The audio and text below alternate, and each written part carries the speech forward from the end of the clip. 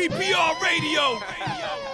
I don't know what y'all listening to, but where we at? Yeah, I mean, just as fast as you can go up, though, you can come back down, right? So that's you a fact. Leverage.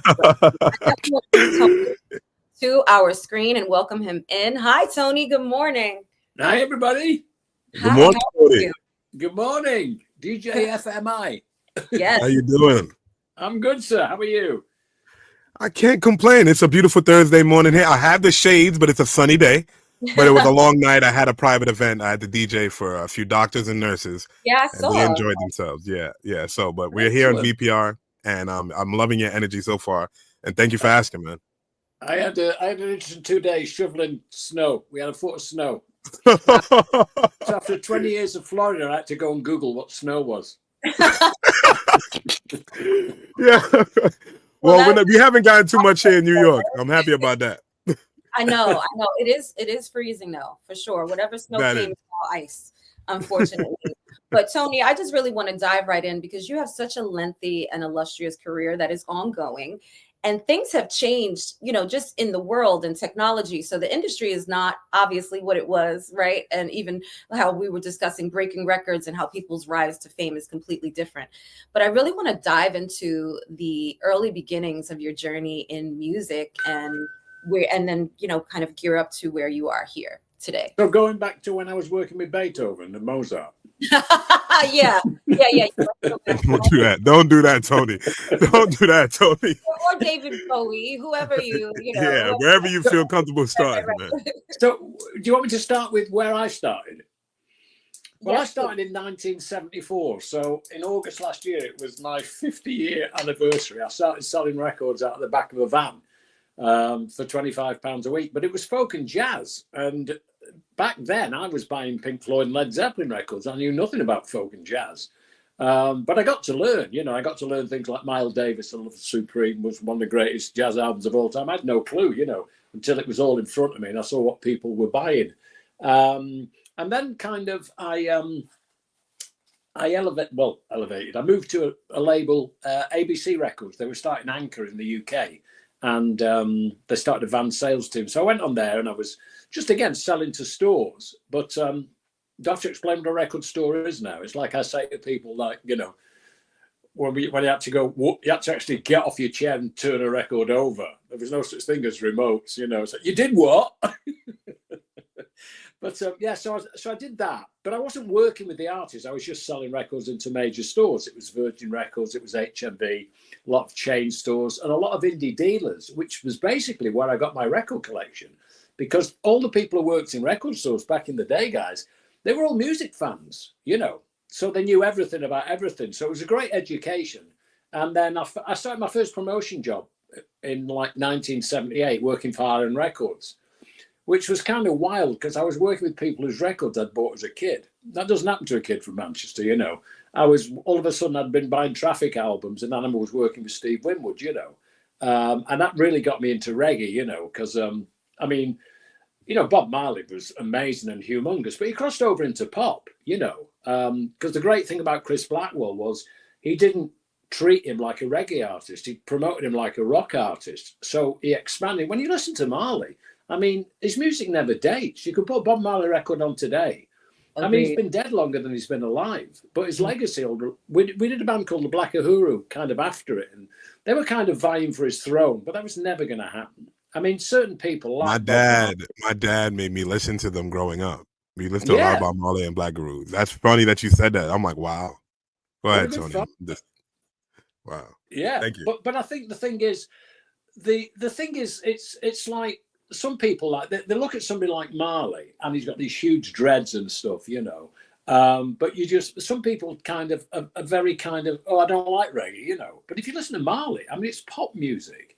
It's just got a reggae flavor. And the thing is, like, his songs are timeless, and having seen him live, he's so charismatic. It's very hard to talk about Bob Marley because probably arguably that and Bowie were probably the worst days in my 30-odd year career in the music business, because I was at a gig in the north of England seeing a band who just had a hit, and there's only like a couple of hundred people there, and I got a call from the head of press summoning me down to London because Bob Marley had died in a hospital in Miami, you know.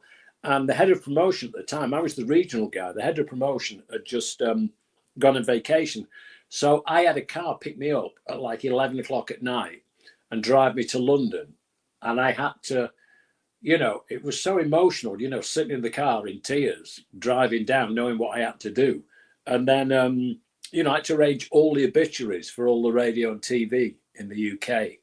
And you get all these radio stations phone up, oh, can you send me some Bob Marley records? It was like they were excited because their show's taken care of because they just got to play Bob Marley records. And it's like, can I just have some time to grieve, you know? And the same thing happened with Bowie, you know, people freak out.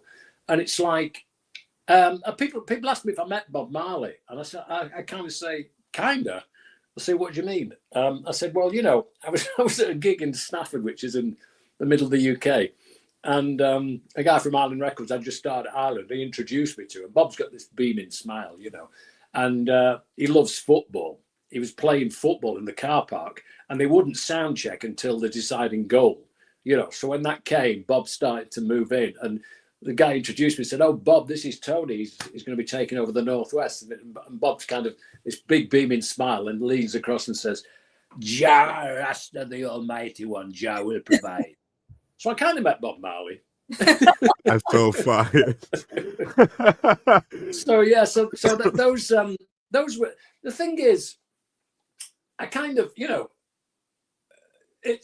I really don't think the gratitude sets in until the roller coaster ends because I mean you guys know this. We live in a different age in the music industry, but I learned from the music people. I learned from the Herb Alpers, the Jerry Mosses, the Ahmed Ertigans, the Chris Blackwells, who were signing people who were good enough to be in their record collection. Now, of course, it's run by accountants and lawyers. You know, it's all about kind of market share, and it's very hard for new acts to kind of make a breakthrough. As you know, Kiana, that kind of rock the world to peace thing is helping emerging artists. Because if people ask me some advice, I don't want to put a down on things, but it's gone almost like don't give up your day job, you know, because it's very hard. There's 110,000 songs a day get uploaded to Spotify. I mean, you know, it's this huge void out there. I don't want to put a down on things, so you know. Next question. No, I love that you're saying this. I have so many artists that tune in and they're watching right now live. And they're younger acts. As you can see, Wasted Spade just threw up the 100. He's agreeing with what you're saying. You just put in perspective that there's 100,000 songs uploaded to Spotify. You're putting your small promotion in a big machine in order to get certain eyes or playlisting to get certain listeners. And you're getting pennies on the dollar for that as well. Oh, so yeah. That's and I'm glad you're just putting that in perspective for some of our younger viewers right now. And this huge void, you know, because I mean, the thing that we're doing with Rock the World to Peace is the fact is it's a completely different audience because people support the cause. Because when I got approached by this woman journalist in France, I'm looking at it now. I got a Bob Dylan poster, black and white poster I've had framed for 40 odd years. And it's the times they are changing. Now, Bob Dylan didn't stop the Vietnam War, but he made kids aware. You know, Neil Young and the Kent State murders, you know, right in Fort Ed in Ohio and stuff. They had a voice, musicians. And in the same way that there's nothing like music to take you back to a time and a place. And there's a lot of healing process. People have actually survived on their deathbed from somebody playing them a track that took them back to a time and a place. And I don't care if you're into football or anything, you don't remember where you were when a certain goal happened, but you do. So, if I'm old enough to remember what I was doing exactly where I was when John Lennon died, and you know, you immediately go. I mean, that's kind of the worst case scenario. But you know, you hear something on the radio and you just smile because you just it brings you back to that moment. And you feel like that's lost in translation now because of the business behind music now. It is. You said market share earlier. It is. And the thing is, it's very, I mean, I don't really think people like, do I call you FMI? Yes. It stands for DJ Finally Made It. Yes. Love it. There we go. We here though. We on time Thursday VPR. Thank you to everybody that's tuned in. Tony is dropping some jewels here. Kiana has joined us back. But I'm missing them all. I'm like, no, Tony is going off. I love it, and our viewers are loving it. I'm watching them on Instagram, Facebook, YouTube. They're pouring in. Go ahead, Tony. take the mic. You were finishing what you were saying. So what was I saying? It's a senior moment, you know. I'm now writing a book on quotes, which is my own life. It's like old enough to remember, young enough to dream, and I'm blessed to have the stories, but cursed to have to remember them. It would work. Oh, we were just before you got off, Keanu, he was just speaking about when certain artists passed away. Yeah. And it brings them back to a moment in time with the music, and even with a positive moment or a certain era. And now with the business behind the music, the market share, and what they're approaching now, the messaging in the music is being messed up, and that's also taking away from the timelessness of the records. That's what we were discussing before you hopped off. Yeah, I think a lot of people's record collections now are on their iPad, you know, and It's weird because the way technology is advanced, I mean, there's good and there's bad, you know, like there is with social media. But you see, I could make a record. I can't sing and I can't play, but I could make a record. There's something wrong with that, you know. If I was a computer whiz kid, and now with AI coming in, I mean, I have a guy that you know, he sent me this song and it was him singing, and he didn't have any musicians. So AI wrote like the backing track, and I'm listening to it, thinking, oh my God, you know, it's like you can get the machinery around you to complement the fact that, you know, I mean, a lot of the people back in the day, I mean, you would have to play every shithole basically before you found the band that you wanted to continue your career. And I think I feel for the musicians. I mean, the nerdy part of me is when I'm talking to people, because I have my own podcast, which is totally self-indulgent, because back in the day I had my own radio show, and when they said and it was on the biggest station outside of London. And the only reason I got it was I complained because the guy who was doing the show playing up and coming bands. I mean, I come from Manchester, so we're talking Joy Division, New Order, Manchester United.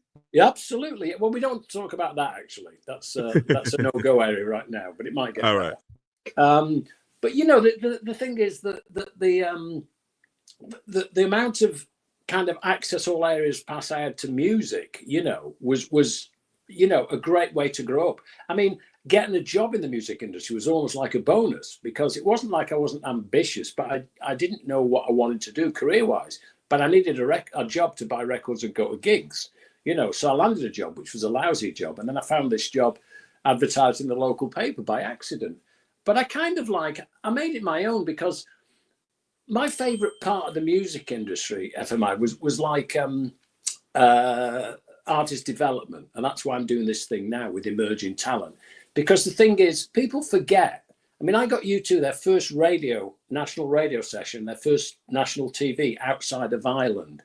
It took me a year to get them on the radio. But people forget that in 1981, U2 were emerging talent.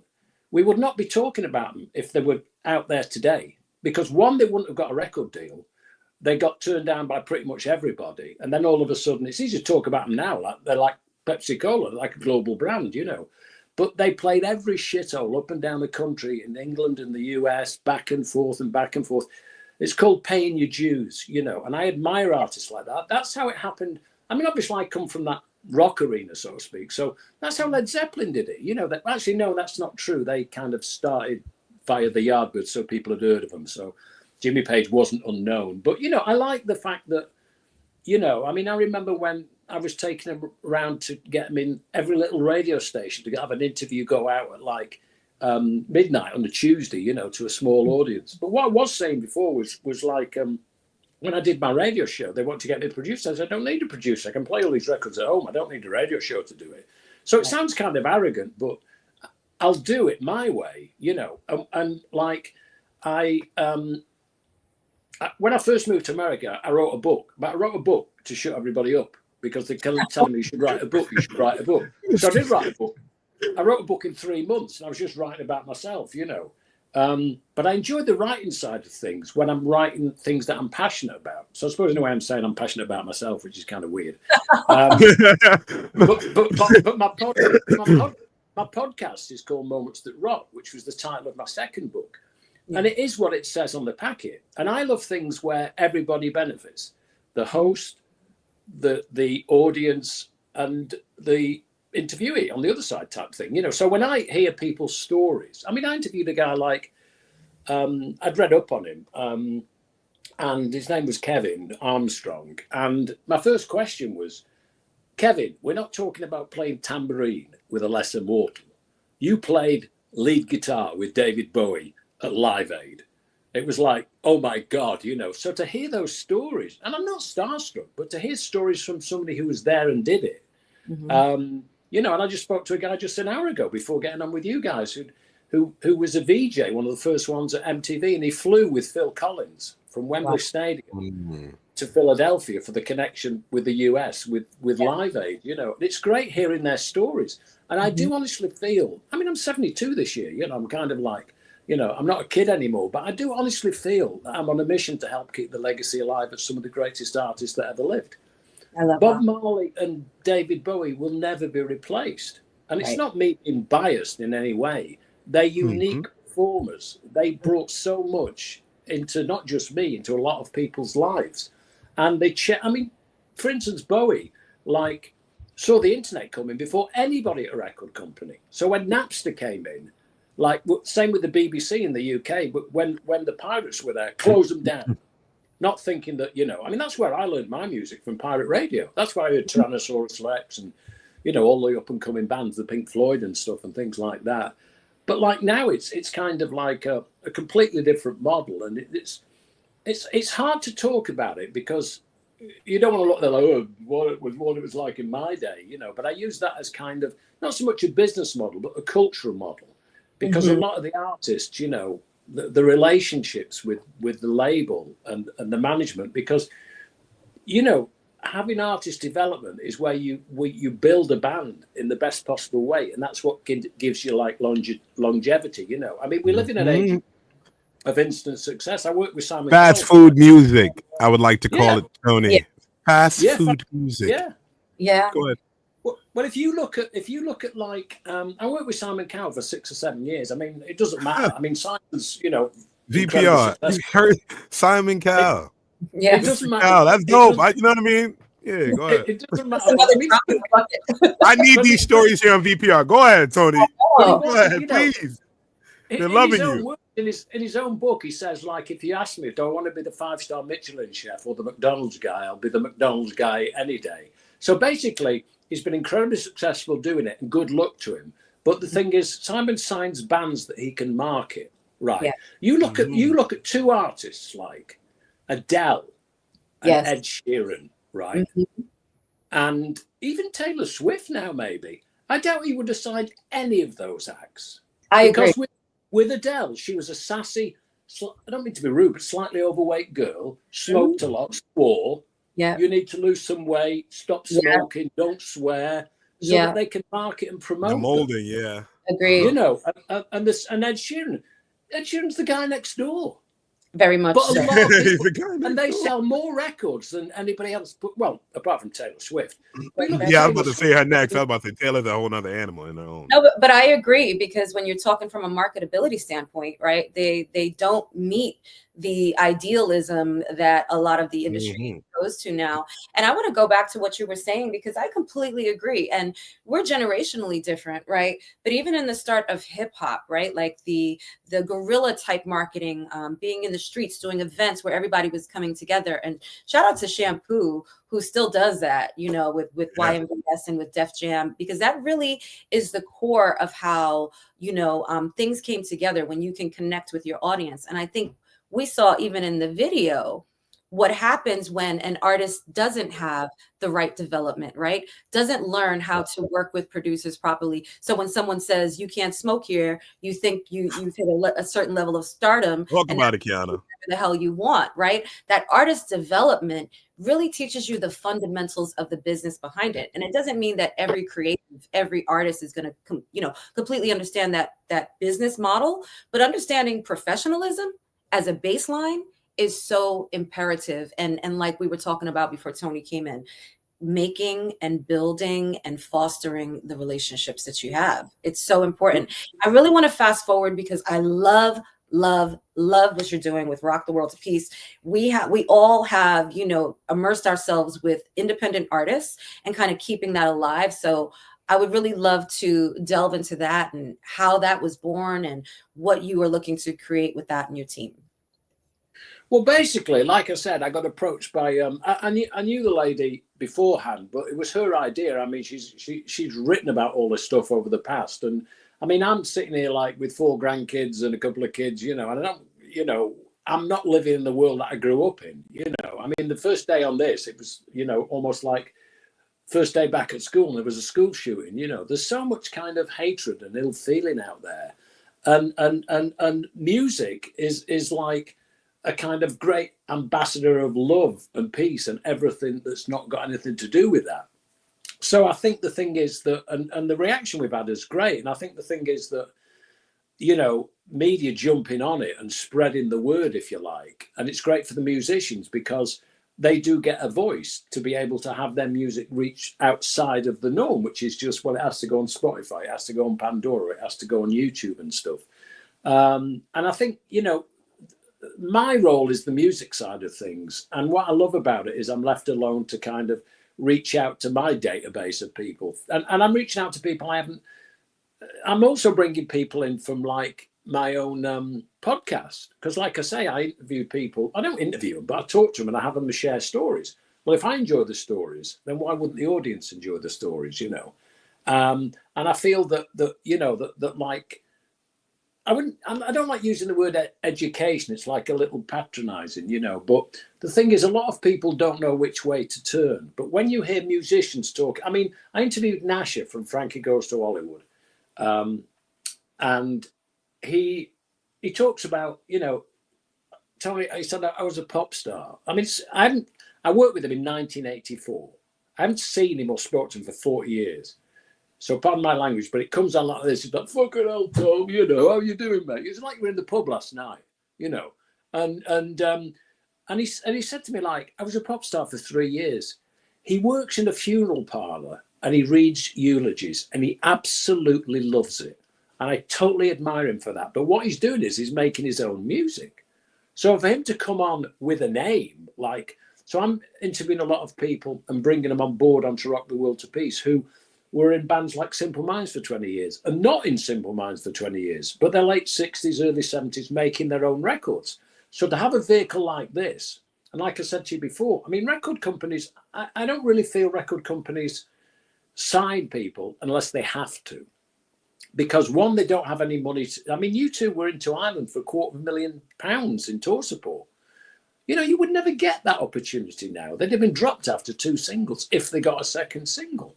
So artists, if you find the heritage acts that have been successful and are still selling records now, they don't have overnight success. They were never groomed for overnight success. You're talking about a track, a song against a career, and it's almost like you go out and, I use the word football, but I'm talking soccer. You go out and you score a goal, right? That's in the moment. You have to use that goal to further your career and score a lot more goals. And it's the same with music. Your song should get better.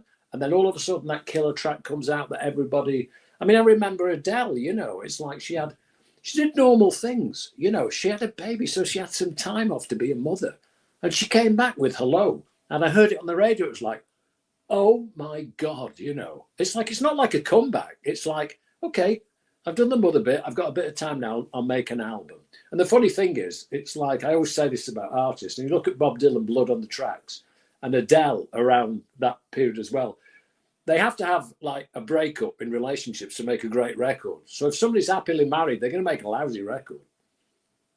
Taylor Swift too, right? Like her breakup songs are the hottest. Like absolutely, yeah. Like, you better just wait. She'll write a song about you soon.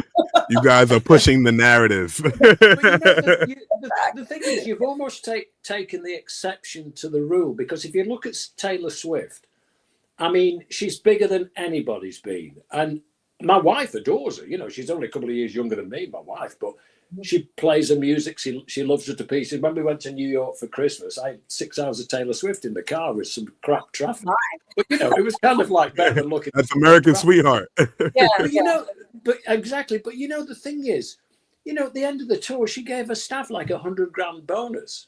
Right. I mean, she's making more money while we're talking than we'll ever see. But it's not about that. She donates to homeless charities in every city she plays. and she's doing something about putting something back. She could never spend the money she's making. And guess what? She's 34. She's probably going to get married and have a child and be a normal human. She doesn't owe anybody anything. But then when she's ready, she'll come back, and she'll come back with, you know, the happiness that's in her life. Because like you say, the breakups have done, she's found like a soulmate and everything now. And it's not like anybody's piggybacking on anybody else. I mean, Travis does okay with his day job as well, you know. Sorry, I'm rambling. No. We love your rambles because they're information. They're so packed with information. I just wanted to make sure I pulled up the live here because everyone on the live is agreeing with you as far as it coming to you need to have more than one record. And people think now, especially the younger generation or the younger artists, they believe that all it takes is one record. So I want you to see all the comments that's pouring in and agreeing with you and the jewels that you're dropping, man. VPR, thank you for everyone that's chimed in right now. And yeah, Tony. No, that's great. I love it when there's interaction. I mean, if anybody's got any questions, by all means. Because the thing is, I'll just go off and I can talk forever. But you know, the thing is, it's nice to find out what other people want to know. So fire your questions at me all day long. Throw your questions in the chat. Anyone that has a question for Tony. But I think you are bringing such depth to these conversations because we even see artists, right? I think Ice Spice is a perfect example of that, FMI. And I know you really rock with her. She's been replaced by a lookalike.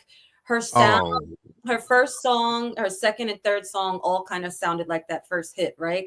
There was no real time, I believe, to develop her sound or to make something unique. I don't know if it's working with the same production or what it is, but we do see a lot of that kind of copy and paste, and drop some music quick, right? There's not even enough time for the first song to simmer and make its way from New York City all the way to, you know, Washington and South Dakota, right? Drop the next single. To be fair, you have to look at it. All right. In the 90s, I could more speak towards that. Records were around like 3 minutes, 40 seconds, right? You know, around that time for a full record for you to express yourself.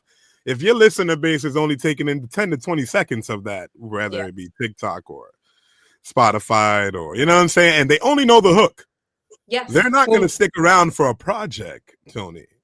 They might not even get there, to be honest, FMI, because I think somebody told me that a view in YouTube is 10 seconds. Yeah. I mean, what the hell can you get out of 10 seconds, you know?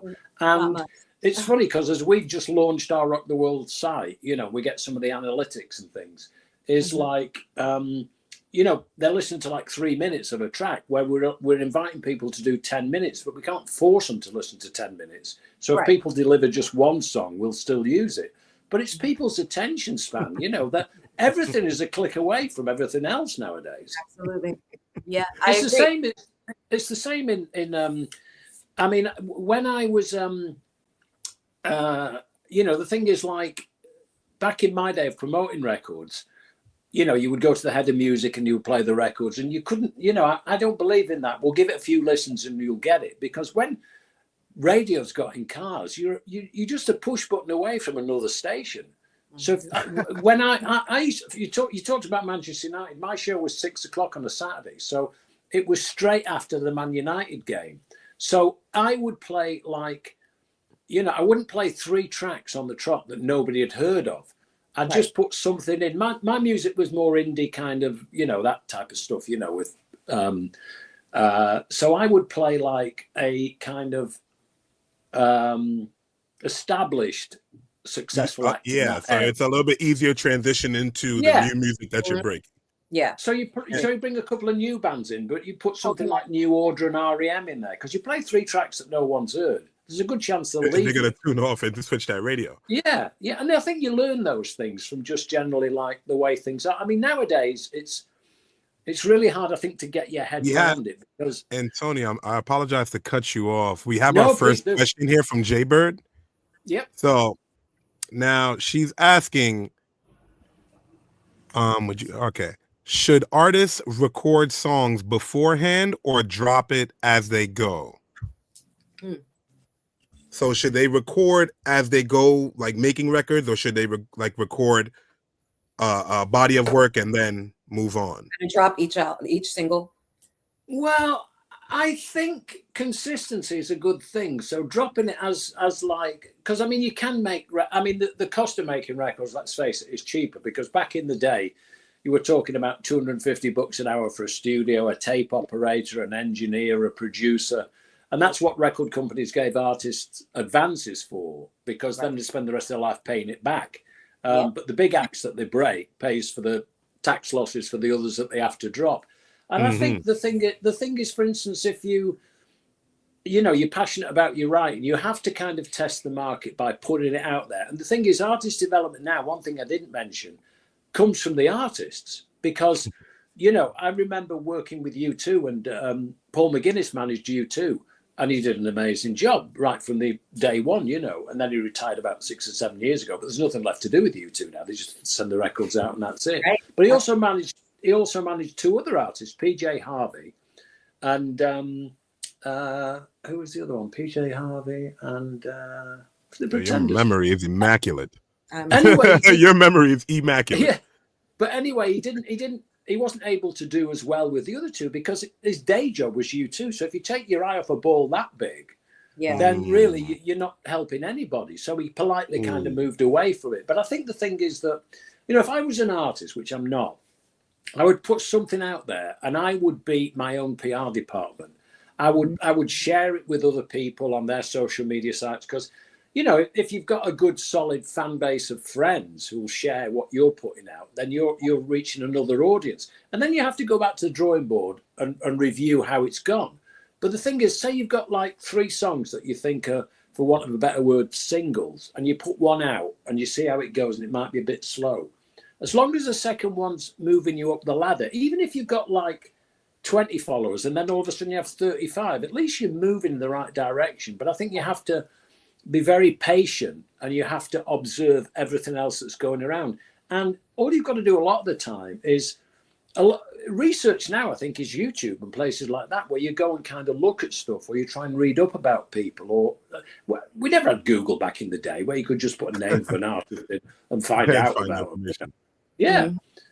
What's up, Time is Money? Thank you for tuning in to the live here. We have Tony, and he's answering a few questions, and we have more questions, Tony, as well. We have Chi-Town saying, do you feel as if labels look for one-hit wonders purposely to be able to rotate sounds out? That's a good question. I don't think we're talking one-hit wonders don't really make you money, because back in the day, a hit would help you sell albums. It was always different in America than it was from the UK, because in the US, they put out promotional copies of singles to get airplay.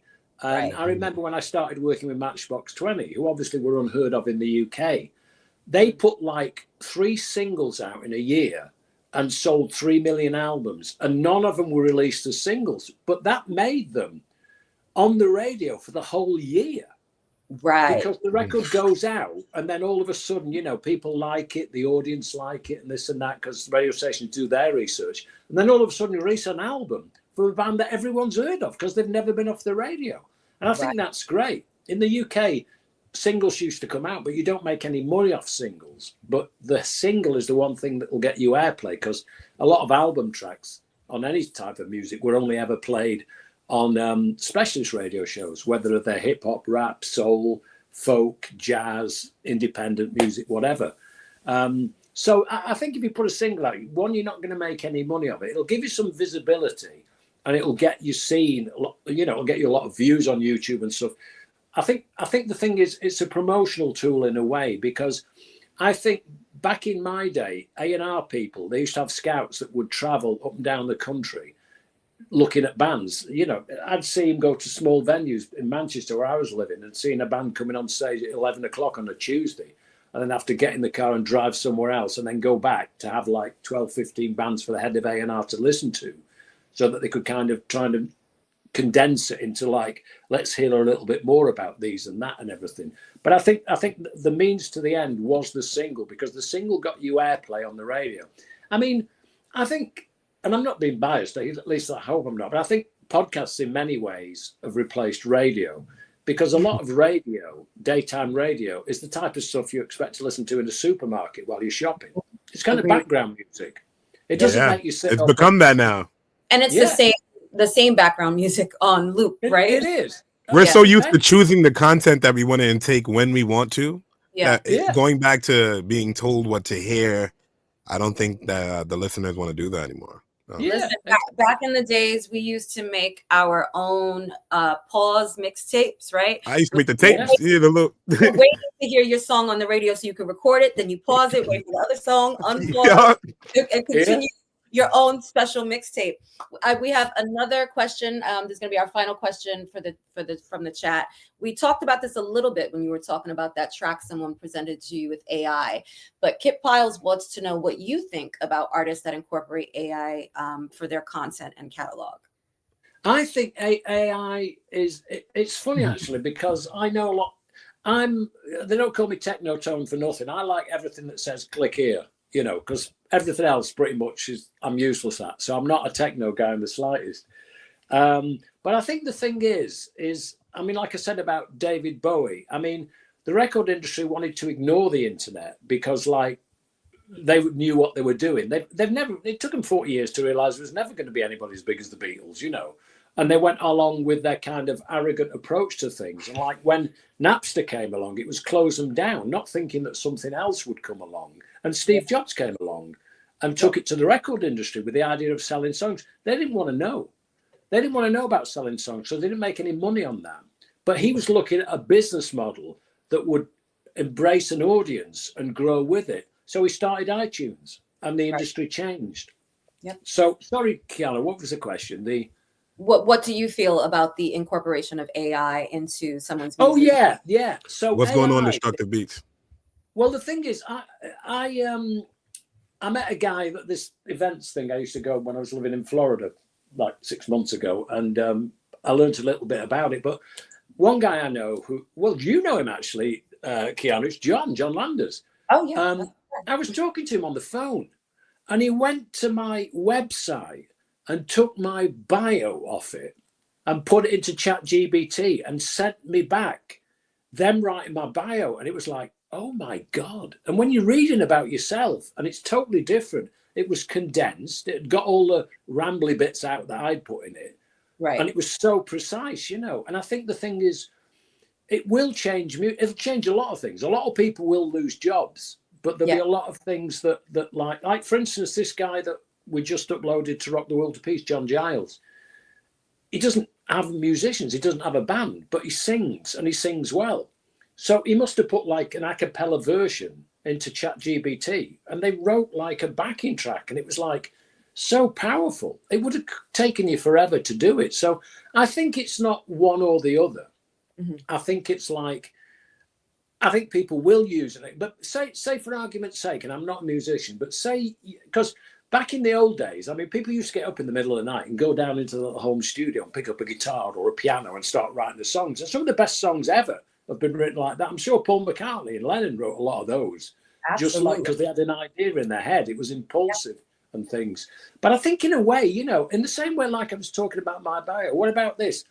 What about if you, I remember hearing an interview with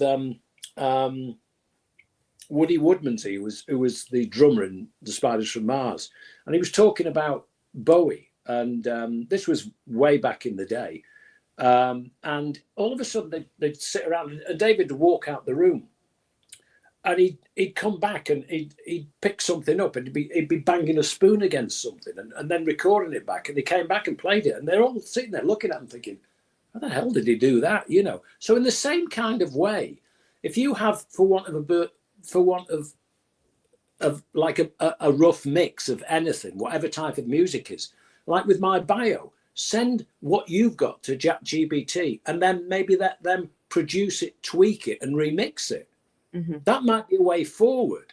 It might affect the people who are remixing, because I know with a lot of, even you take a band like New Order, like Blue Monday was probably one of the first house records, but then they get Arthur Baker to do it. But then there'll be a remix where somebody else gets the same song and sees and hears it differently and thinks, you know what, I'll put a little bit of this in. But like in the same way that Bowie did, like, you know, something as stupid as like a saucepan and a spoon, and just in the middle, so bing, bing, bing, bing, and then, you know, it's that shock element. I think when you've got somebody who knows nothing about you, who doesn't need to read a bio because they're nothing other than a machine, but they take what's there, and that's technology. And I think you can't ignore it. I think you have to embrace it and find a fine line that works for you. I don't think necessarily if you're a songwriter, you would want to put anything into ChatGPT, but say you were struggling with one bit and you thought it could be a little bit better. That's where the producer would come in and suggest, why don't we put a bit of saxophone in there? Or have you thought of a little piano maybe? Oh, I never thought of that. Because I'm not a musician, but I think you're always too close to your own music. So an independent kind of observation might be a good thing. I completely agree with that. And I do think that, we're moving that way, right? Like, even when we had Michael Lyle here and we were talking about AI, right? It's kind of like you got to embrace it or you're going to fall, because it's coming. It's just like the internet, right? There's some things in technology that you cannot completely get away from. And I think that when you learn how to utilize them as a tool, not necessarily as a crutch or as the mainstay, because, you know, yes, computers can write films and everything, but there's a personal element, that personal creativity that just can never be replicated, right? There's certain things that a human being can do and create, and certain emotions that we can relay that a robot would just never be able to do. But AI is where we are, and, you know, you're going to have to catch up. You got to catch up with it. So when you were talking before, Kiana, about in a weird way, it's another relationship. You were talking about relationships. So relationships with an artist would always have been with their audience. So I always had always had the most time for artists that would come back afterwards and meet the people that had paid good money to go and see them and sign whatever they wanted and talk to them, then get in their van and travel to the next gig and stuff. And all of a sudden, like, I always say this about Bono. When I was working with them, the first gig I went to see them, they were third on the bill in Manchester. And I saw them the following Wednesday play to 11 people in a pub, and 4 of those people had come with me. Wow. And at the end, they went out and met everybody that had been there and signed autographs for them and this and that. And then after that, and sometimes they were packing their own gear up, and then they'd get in a van with the equipment in the back, with like airline seats and the tour manager driving 4 hours in the pouring rain to stay 4 in a room, 2 rooms if you were lucky to get a Best Western motel room or something. You know, it's only £30 back in the day, you know. But the thing is, could you imagine now a guy like Bono getting in a car and just getting on social media and making 10 fans in Japan and waking up and he's got 100 fans? Oh, I met this guy, blah, blah, blah. He's got this band called U2. You know, I'm talking about the early days. Right. So everything has kind of changed, but that was in a way where what I admired about U2 was they were curious to learn every part of the business. They would go to the warehouse to see the people who were pulling the records. They'd meet the head of press. They'd meet the regional promotion guys. They'd meet the salespeople. They'd want to go into the shops and meet the people that were selling records. They existed over and above a catalogue number, and that makes an artist really. And that's create longevity. They immerse themselves in everything. They said, I want to know, I want to learn. Every part of the machine. And every part of the machine. Yeah. But the thing is, a lot, you know, you can have that phrase like, we want to be the biggest band in the world. But there's nothing wrong with saying that, as long as you do something to help nurturize that and move it forward, not expect everybody else to make you the biggest band in the world. Because I think that, you know, like I say, they built up a good relationship with a lot of people I physically saw firsthand, because they took time out of, instead of going out and getting wasted and laid, you know, they did productive things rather than reproductive things. Right. Yo, because you can get lost in the sauce pretty easily. We got, just so you know, Tony, we got cheers from Argentina. Thank you guys. We appreciate it. We're going to get ready to close out, but I'm really, really excited that we have you here today. I would love to bring you back so we can chat some more. So many. Listen, I love doing this, but it's great because I love it when it's like when I do speaking gigs and stuff. It's like a band. You go on stage and you think you know what the audience wants. But it's not until you see the whites of their eyes that what is the single back in the day or something like this, by the way people light up and think, oh, I love that. So that becomes your set list. So my set list from what I'm doing is your audience and you guys, because I can sit here and talk about anything and everything and hope people like it. But I've no clue. But it's your audience and it's your people. And the fact that they're coming in and they're passionate enough to ask questions, I'm not saying that I'm giving my opinion. I'm not saying I'm right about everything. I will just, not need you, but I would just listen to what they've got to say. And it's great because I learn a lot from the questions as well. So yeah, I'm an open invite kid. Anytime you want. Oh, I love it. Thank you, Tony. I love it. Thank you so much. I want everyone to know how, first of all, especially if they're a musician, they can submit their music for consideration for Rock the World to Peace. And then I know you're not on social media, but how anyone could contact you if they wanted to. Well, we do have if you go to the Rock the World to Peace website.com, there is a section called musician submissions, and it tells you exactly what you want, what we want. Do you have to do an intro? You have to do an outro, and it can't exceed 10 minutes. That was the same as Live Aid. I mean, you two overstepped the mark and got the plug pulled on them, So that applies to everybody and anybody. And the thing is, it's not about personal taste. It's like, and it's not about favors. It's not about like, if your brother's in a band, we're going to put them on Rock the World to Peace, because we want to embrace a brand new audience that is separate to YouTube, that comes for the right reasons, for the cause that we're like advocating peace and things like that, and stopping wars and things, and having artists. So yeah, you can sit through that, or I mean, if you just send an email on there, that will come directly to me. And then all of a sudden we have a relationship. So I'll reach back to them and, and they just pick they pick a couple of good songs, or there's some videos. And if it's a video on YouTube, I can go and look at it, but we can't use that. They would have to go and record their own version of it. But it's pretty easy to understand. But that's the way, through the website. So you guys definitely check it out. It's a whole new platform and way to really have your voice separated from YouTube, which can become a whole scroller's nightmare. So when you want someone to just be able to come and find you right away, having a page where you're featured is a phenomenal way to do that. So I love what you're doing. I'm excited about the future of Rock the World to Peace, and can't wait to have you back. And I'll be getting later today. Well, thank you guys. More than welcome. And thank you for having me. Oh, we appreciate Thank you so much, man. You're going to have an amazing day, Tony. We will be in touch.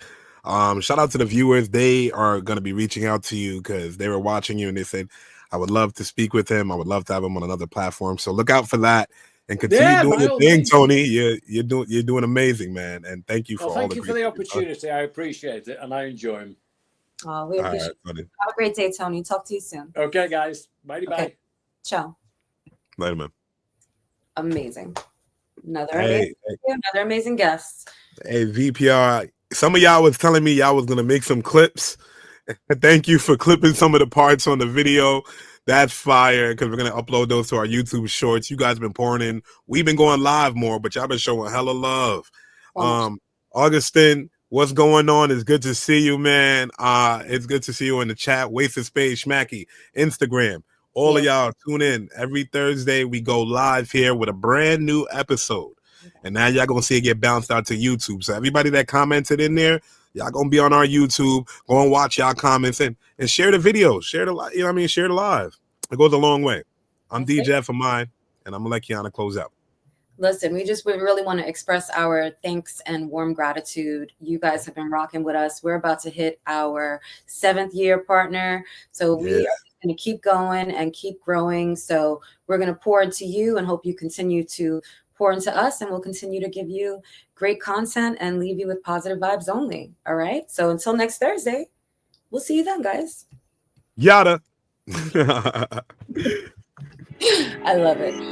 VPR Radio with my girl Kiana and my DJ FMI. Don't say